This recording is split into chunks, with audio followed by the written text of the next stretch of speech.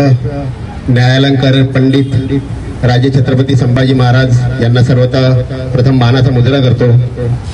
बोलताना बहुतेक जण आपल्या ओघात बोलून जातात, महाराष्ट्राच्या पावनभूमीत राजे छत्रपती शिवाजी महाराज जन्माला आले, पण माझं म्हणणं असं आहे की महाराज आपल्याकडे जन्माला आले म्हणून ही महाराष्ट्र भूमी पावन झालेली आहे।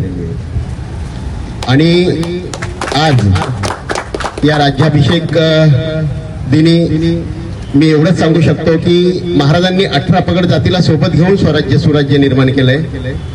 त्या 18 पगड जातीच्या लोकांच्या उपस्थितीमध्ये महाराजांचा राज्याभिषेक सोहळा पार पडला होता। तसंच या ठिकाणी आपणही एक शपथ घ्या की जातीपातीचं राजकारण न करता केवळ भगव्यासाठी, केवळ हिंदुत्वासाठी सर्वांनी एकत्रित येऊन यापुढे लढा दिला तरच आपलं स्वराज्य, आपलं सुराज्य या ठिकाणी अबाधित राहील। नाहीतर आपण जातीपातीच्या विळख्यामध्ये अडकून एकमेकाविरोधात उभं राहिलो याचा परकीय लोक फायदा घेतील। आणि महाराष्ट्राची आता तुम्हाला गत माहीतच असेल, सध्या वेगळं सांगायची गरज नाहीये। तुम्ही रोज वर्तमानपत्र, रोज न्यूज चॅनल मधून बघता ते महाराष्ट्र कुठल्या स्थितीला चाललाय। तर ही स्थिती आपल्याला पूर्व पदावरती आणायची असेल आणि महाराजांनी जे आपल्याला या ठिकाणी स्वराज्य स्थापन करून दिलं ते टिकवायचं असेल तर या जातीपातीच्या राजकारणाच्या विळख्यातून आपल्याला बाहेर यावं लागेल।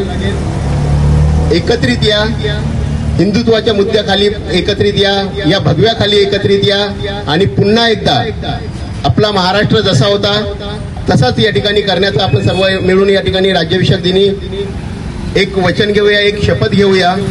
या ठिकाणी एवढं बोलून मी माझे 2 शब्द संपवतो। धन्यवाद।